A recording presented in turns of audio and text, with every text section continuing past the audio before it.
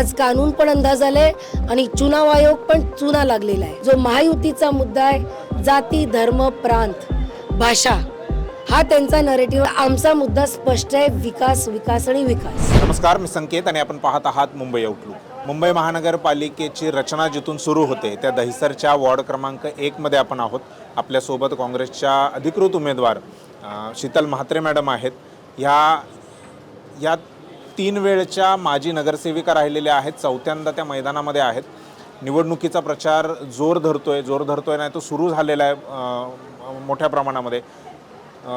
काँग्रेसची मुंबईमध्ये वंचित बहुजन आघाडी, रिपाई गवई गट यांच्यासोबत युती झालेली आहे। ही युती एक अभूतपूर्व युती अशी मानली जाते, कारण गेल्या 25-26 वर्षांमध्ये अशी युती कुठेच महाराष्ट्रामध्ये झालेली नव्हती।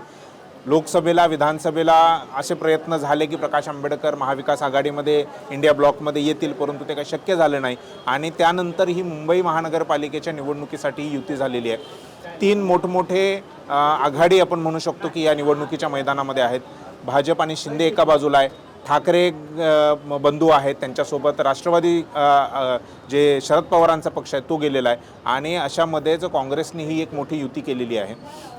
शीतल म्हात्रे मॅडम आपल्यासोबत आहेत। निवडणूक किती बदलली आहे, निवडणुकीचा आता प्रचार कसा सुरू आहे, कोणते मुद्दे आहेत, कोणत्या समस्या आहेत या वॉर्ड नंबर 1 मधल्या, हे सगळ्या गोष्टी घेऊन आपण त्यांच्याशी चर्चा करणार आहोत। मुंबई आउटलुकमध्ये तुमचं स्वागत आहे। 3 वेळी याच्या अगोदर तुम्ही नगरसेवका म्हणून काम केलेलं आहे। त्यावेळीची निवडणूक म्हणजे त्यावेळच्या 3 निवडणुका आणि आत्ताची निवडणूक काय फरक जाणवतोय?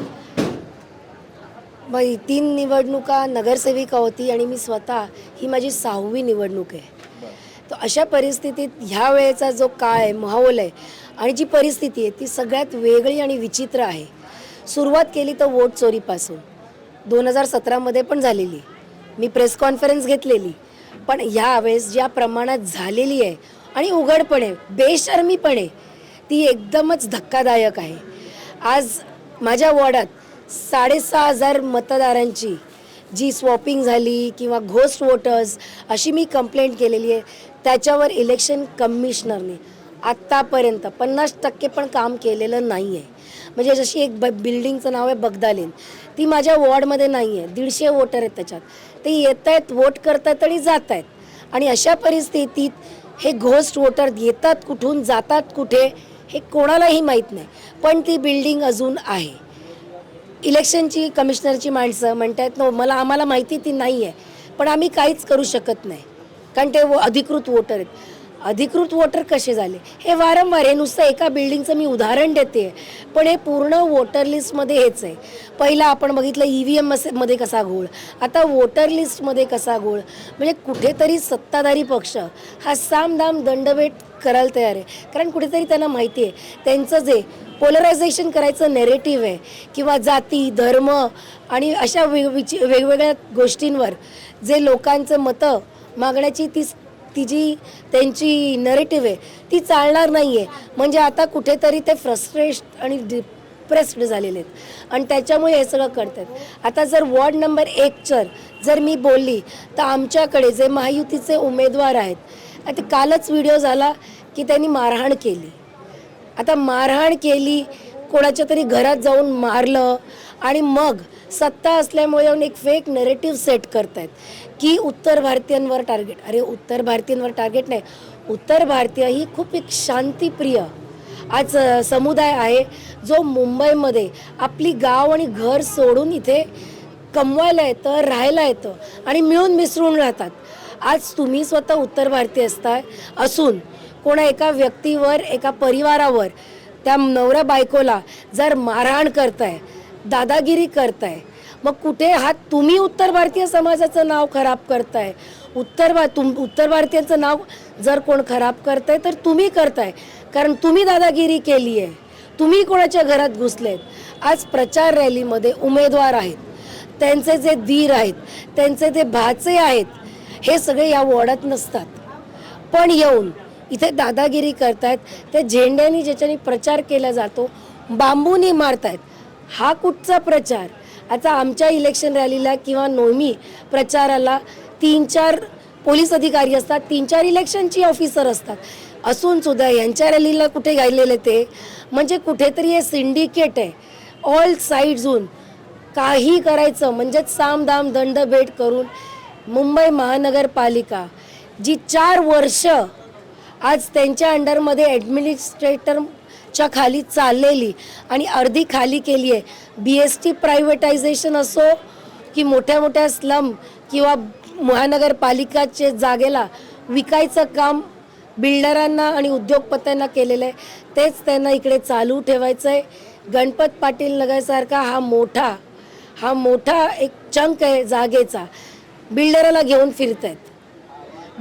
घेऊन फिरतायत आणि एवढ्याच कारणासाठी माहोल खराब करण्यासाठी सगळे तंत्र ही सत्ताधारी महायुती पक्ष वापरते. तुम्ही म्हणजे सुरुवातीलाच म्हणालात की सत्ताधारी जे आहेत ते चुकीच्या पद्धतीने त्याचा वापर करताय. तुम्ही याच्या अगोदर ज्या 3 निवडणुका लढवल्या त्यावेळी केंद्रातही काँग्रेसचं सरकार होतं, राज्यातही काँग्रेसचं सरकार होतं आणि आता ही परिस्थिती बदलली आहे. 17ला तुम्ही निवडणूक नाही लढवलीत. ह्या परिस्थितीमध्ये ही निवडणूक किती बदलली आहे किंवा काय वेगळेपणा आला आहे किंवा काय चॅलेंजेस आहेत? मग तेच म्हणते की या एवढे वर्ष काँग्रेस ही निवडणूक सरकारमध्ये आणि निवडणुका करवते, पण आज आणि तेव्हा ऑपोजिशनही आहे. मग एवढा जर गोळ असता तर ऑपोजिशननी उचलला असता. हा कधीच झाला नाही. 2014 पासून EVM, वोट चोरी आणि असे अनेक प्रकरणं भारी येत आहेत. पण यावर जर प्रधानमंत्री असतील किंवा सत्ताधारी पक्षाचा एकही माणूस उत्तर द्यायला तयार नाही आहे, स्पष्टीकरण करत नाही आहे. कारण त्यांना माहिती आहे स्पष्टीकरण दिलं का त्यांच्याकडे नाहीच आहे. आणि त्याच्यावर परत जो ऑपोजिशन आहे राहुल गांधीजी एवढी प्रेस कॉन्फरन्स घेत आहेत वोट चोरीवर, पण ह्यांच्याकडे एकही वोट चोरीला जबाब नाही आहे. आज मी शीतल म्हात्रेंनी आणि अनेक लोकांनी कंप्लेंट केली आहे, त्याचं अजूनपर्यंत उत्तर आलेलं नाही आहे. मी ROला सुद्धा लिहिलेलं आहे. मी इलेक्शन कमिशनरला गेले 5 वर्ष 10 वर्ष या वोटर लिस्टबद्दल लिहित राहते, तरी कोणी करत नाही. काँग्रेसच्या वेळेस हे सगळे प्रकरण मला वाटतं सगळेच जनता म्हणेल एवढा अंधा कानून नव्हतं.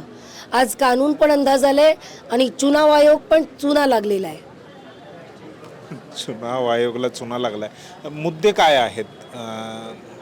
गेल्या 20-25 वर्षामध्ये मुद्द्यांना घेऊन समस्यांना घेऊन हे वॉर्ड किती बदललेलं आहे, लोकांच्या अपेक्षा किती बदललेल्या आहेत? सगळ्यात पहिला तर आमचा मुद्दा स्पष्ट आहे, विकास आणि विकास.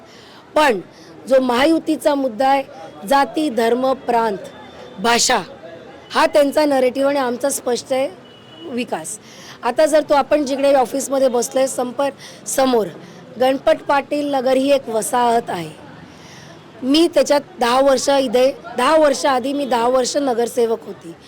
10 वर्षात गणपत पाटील नगरमध्ये जेवढी इनिशिएटिव्स मी घेतलेली आहे, जसं खासदार निधीतनं शौचालय बनले, गलीनं पाण्याची लाईन आली, ट्रान्सफॉर्मर बसले, इलेक्ट्रिसिटी आली. त्याच्यानंतर एकही नवीन काम, कारण कुठलंही काम इनिशिएट करायला जो वेळ लागतो तो मला लागला. मी स्लम डिक्लेअरची पूर्ण प्रोसिजर चालू केली आहे. गणपत पाटील नगर एक अशी वसाहत आहे मुंबईमध्ये जिकडे लोक घरं पक्की नाही आहेत, लाईट नाही आहे, इलेक्ट्रिसिटी नाही, पाणी नाही आहे, शौचालय नाहीत. जे शौचालय थोडे बनलेत ते स्वतःनी पैसे खर्च करून बनवलेले आहेत. आणि अशी वसाहत असून सुद्धा तिन्ही जागेवर महायुतीची सरकार किंवा कंट्रोल आहे.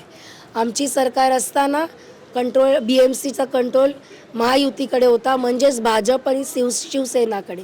अनेकदा विरोध झाला. इथे अशी लोक राहतात जे 1990 पासून यांच्याकडे रॅशन कार्ड आहेत. गव्हर्नमेंटची एकच पॉलिसी आहे, 2000च्या लोकांना स्लम डिक्लेअर, 2011 पर्यंत प्रधानमंत्री आवास योजना जी इंदिरा गांधी आवास योजनेला बदलून केलेली आहे, पण त्या योजनेअंतर्गत पण एक घर नाही आहे. म्हणजे कुठेतरी राजकारणासाठी लोकांना वापरून ठेवायचं आहे आणि हवेत लटकून ठेवायचं आहे.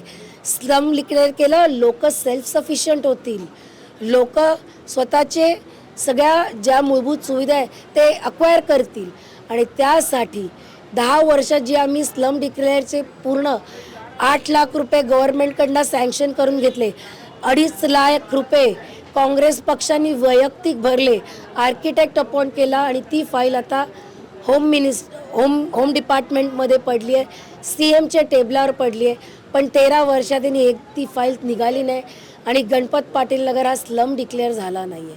म्हणजे 12ला मी नगरसेवक इथून ईस्टमध्ये दुसऱ्या वॉर्डात गेली तेव्हा जो रस्ता जसा होता तो आजही तसा आहे. जी गल्ली तशी होती, जी गटर नाहीच आहे ते अजूनही तसं आहे. नुसतं पॉलिटिक्स आणि वोट बँक पॉलिटिक्स, जाती पॉलिटिक्स, गणपत पाटील नगर असो की आज पूर्ण मुंबईमध्ये वॉर्ड बँक जमा करून वोट बँक पॉलिटिक्स केलं जातं. तुम्ही म्हणजे एका बाजूला धर्म आणि जातीचा तुम्ही उल्लेख करताय, महायुती तो प्रचार करते, दुसऱ्या बाजूला ठाकरे बंधू आहेत ते मराठीचा एक मुद्दा त्यांनी पुढे केलेला आहे. तुम्ही कोणता मुद्दा पुढे करून ह्या निवडणुकीला सामोरे जात आहे? मी आधी पण बोलली आहे की विकास.